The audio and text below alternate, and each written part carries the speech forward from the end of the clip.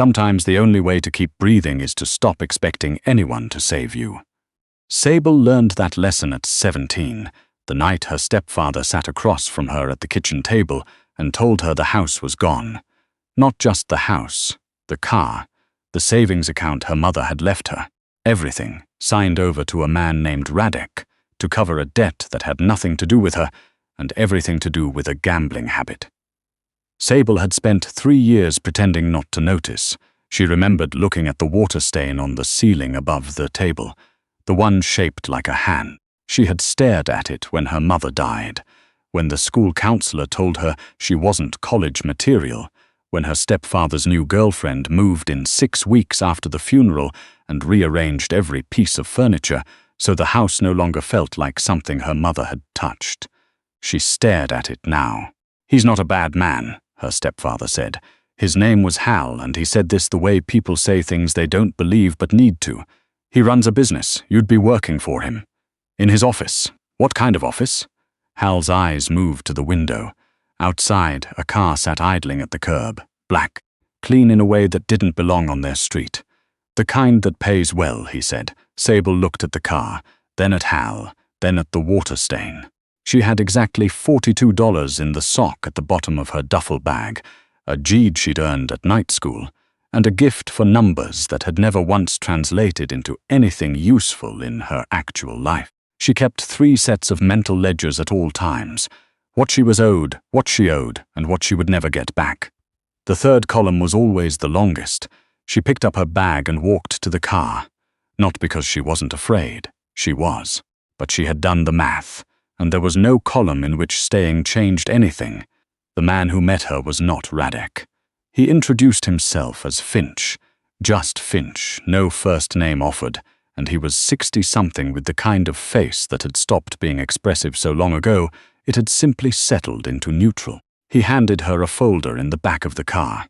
Inside, a non-disclosure agreement, a direct deposit form, and a single page that described her role as accounting support, internal ledger reconciliation, discretionary.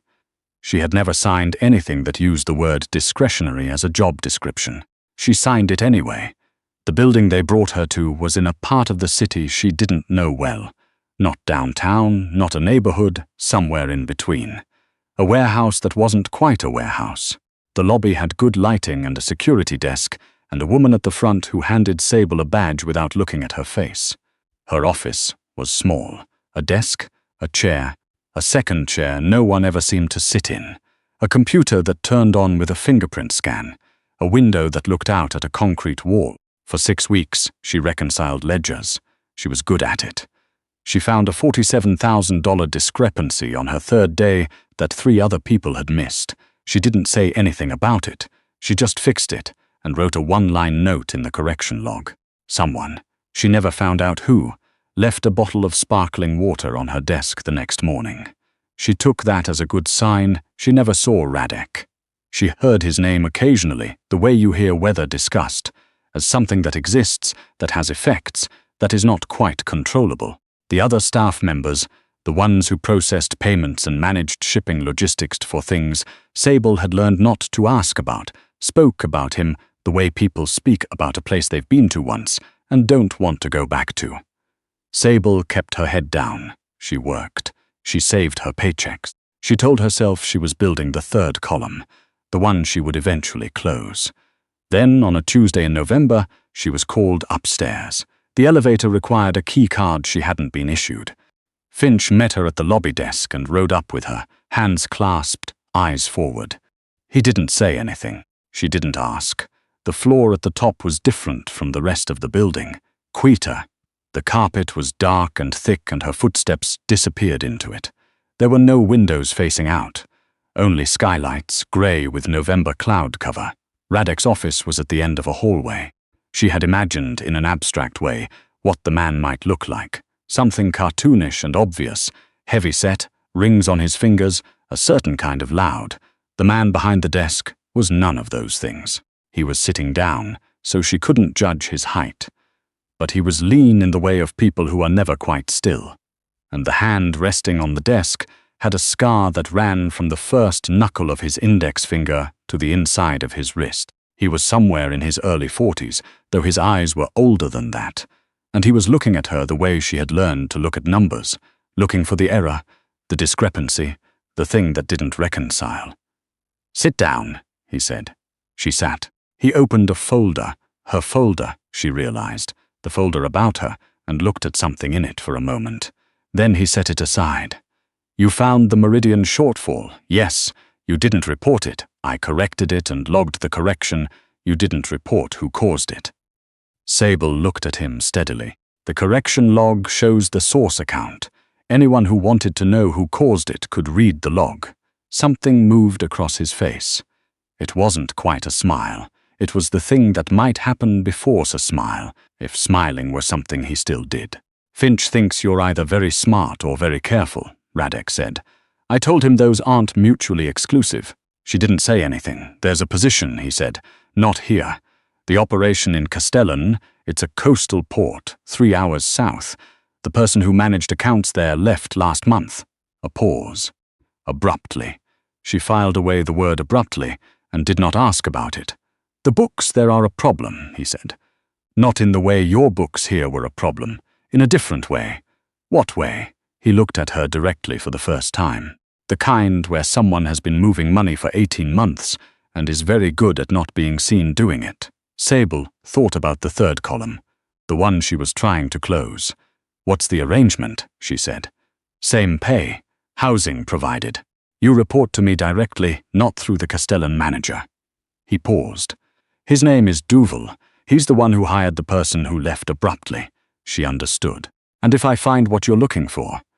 "Then the arrangement continues, and the number in your direct deposit changes." "And if I don't?"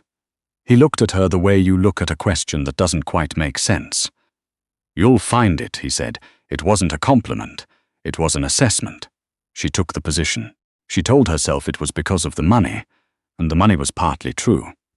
But the real reason, the one she wrote in no ledger, mental or otherwise, was that no one had ever looked at her the way Radek had just looked at her and seen something that was not a problem to be managed. It was the first time in her life someone had looked at her and seen an asset. Castellan was a grey-skied port city where the smell of salt lived in everything. The upholstery, the paper, the coffee.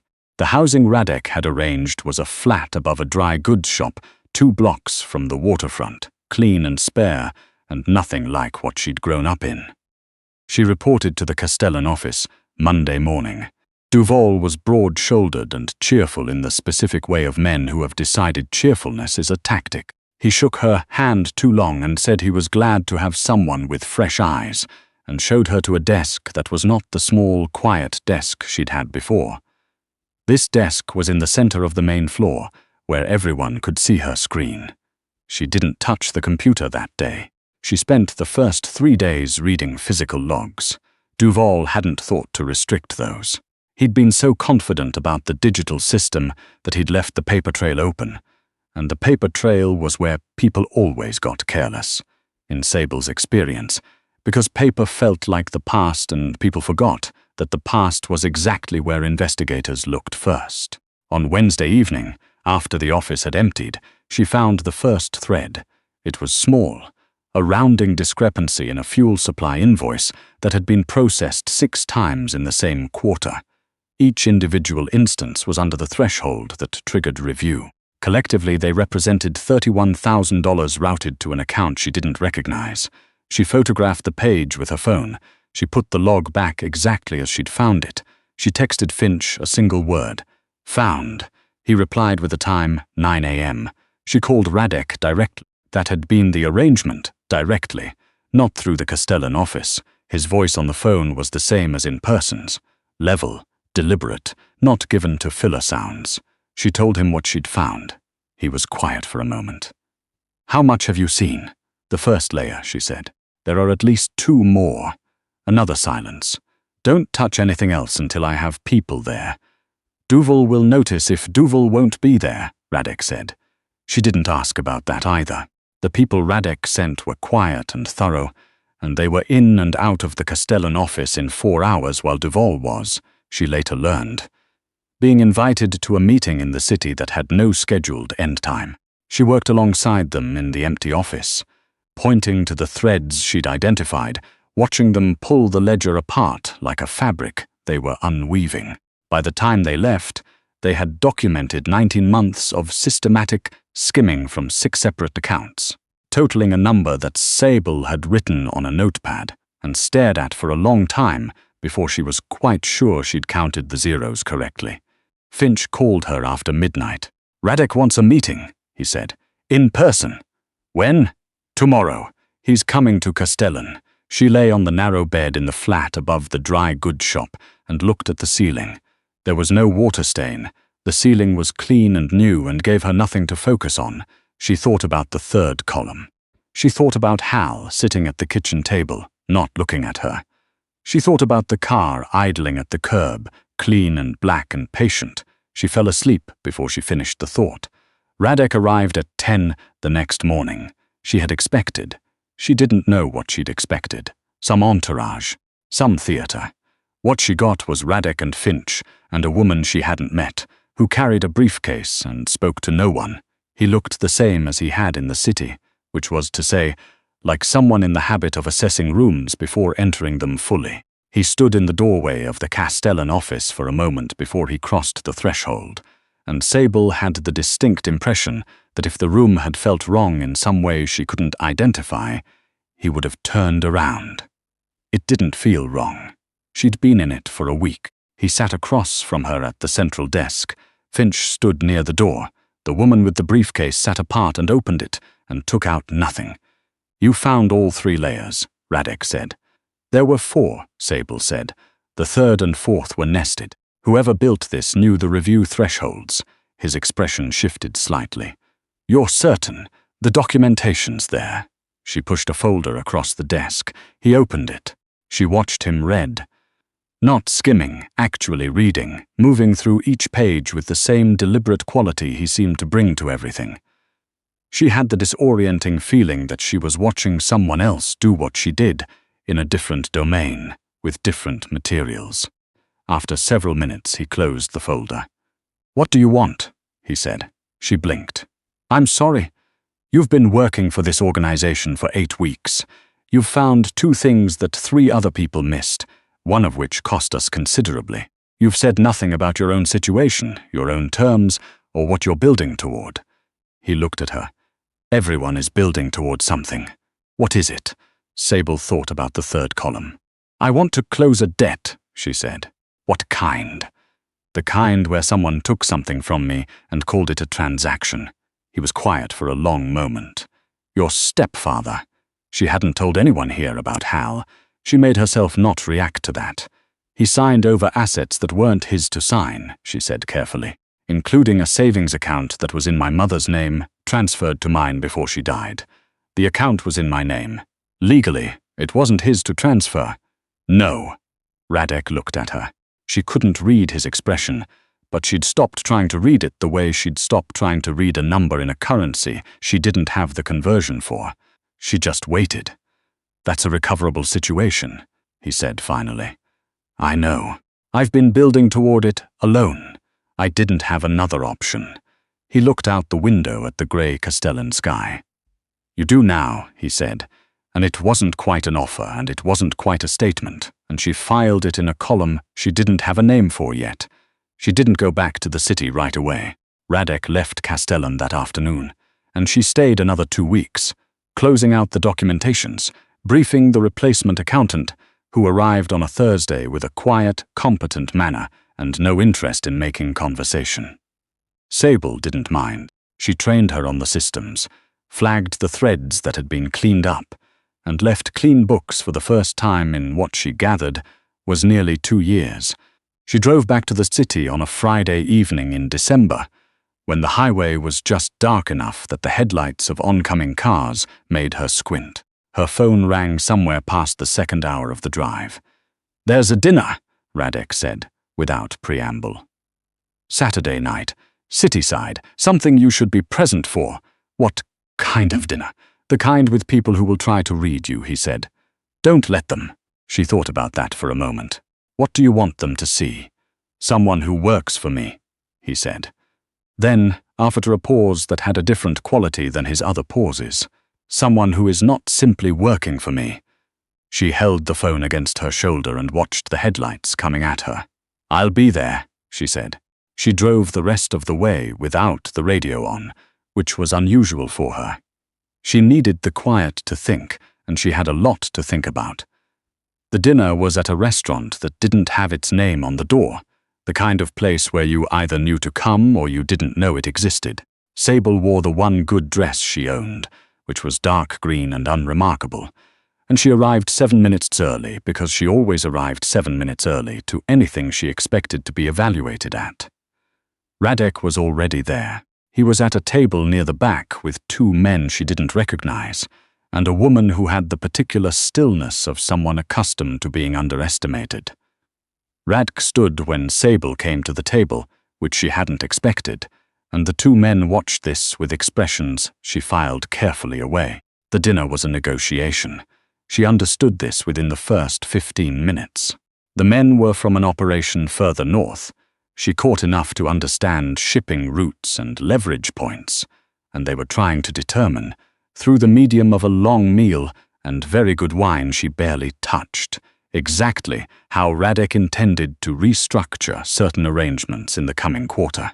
What they were also doing, she realized, was testing him, specifically, testing whether the woman at his table was a liability.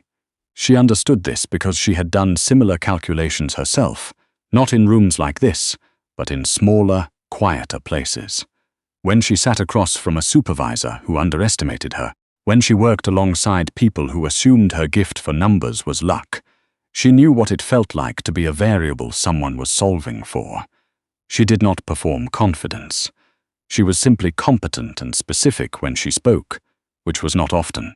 She corrected a number 1 of the men cited, not pointedly, just accurately, the way you'd correct a typo, and moved on without letting it land. By the end of the meal, the woman across the table was watching her with the flat, assessing look of someone revising their initial read. Radek said almost nothing to her directly during the dinner, but twice she caught him in her peripheral vision when she was watching someone else, and both times the quality of his attention was the same. Not proprietary, not performative. Just present. It was a strange thing to be looked at that way. She wasn't sure she trusted it. Winter pressed into the city, and Sable pressed into the work. Her desk was no longer the small, quiet office. She had been moved to a floor she hadn't previously had access to, with a window that faced out over the river and a coffee maker that someone maintained and she had never figured out who. Her role had expanded without being formally redefined. She reconciled the upper ledgers. She identified structural weaknesses in 3 of the organization's shell arrangements that had been there so long they'd started to look like features rather than flaws. She wrote a 12-page memo about it that she wasn't sure anyone would read. Radek read it. He showed up at her office 2 days after she submitted it, at 6:30 in the evening when the floor was empty, and sat in the second chair, the one no one ever sat in, and went through the memo page by page with a pen in his hand, which was the first time she'd seen him with a pen. "The Harwick arrangement," he said, "page 9. You said it's recoverable with a restructure, but you didn't say how. I didn't have the full picture of the counterparty," she said. "I flagged the vulnerability. The restructure depends on what you're willing to trade. If I gave you the full picture, then I could tell you the restructure." He looked at her for a moment. Then he set the memo on the desk and told her the full picture of the Harwick arrangement, which took 20 minutes, and which she suspected he had told very few people. She listened without interrupting. Then she thought for a while. Then she told him the restructure. He was quiet for a long moment after that. "You're not afraid of me," he said. It wasn't an accusation. It wasn't a test.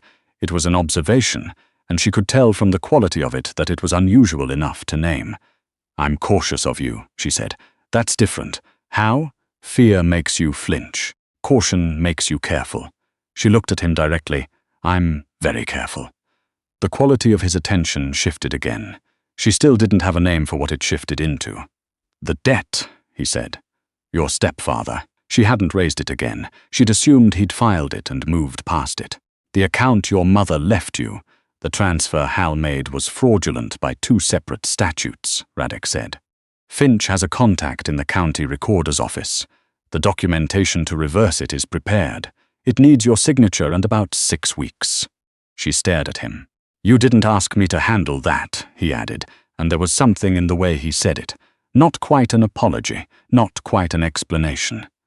But the situation was correctable, and I correct things that are in error. The third column, the one she'd been building toward for 3 years. Radek, she said, and it was the first time she'd used his name directly, and they both seemed to notice that at the same time. He waited. Why? She said. He looked at her for a long moment, not the assessment look, something else that she had less experience reading. Because someone signed you over like a line item, he said. And you are not a line item. The air in the office was very quiet. She thought about the car at the curb on a rainy night, the folder she'd signed, the water stain she'd stopped being able to see from any ceiling in her life since she'd moved into the flat above the dry goods shop. She thought about the second chair that no one ever sat in, that Radek was sitting in right now. Tell Finch I'll sign, she said. Spring arrived the way it arrives in port cities, wet and abrupt and smelling of things coming loose. Sable had been with the organization for just over a year. Her title, if she had one, was something that didn't appear on any document she'd seen. Her access, by that point, was nearly total. She had reorganized the upper ledgers into a system that would take anyone unfamiliar with it weeks to reverse engineer, which was intentional and which Radek had noticed and said nothing about, which she also took as a good sign. Hal's fraud case had been filed.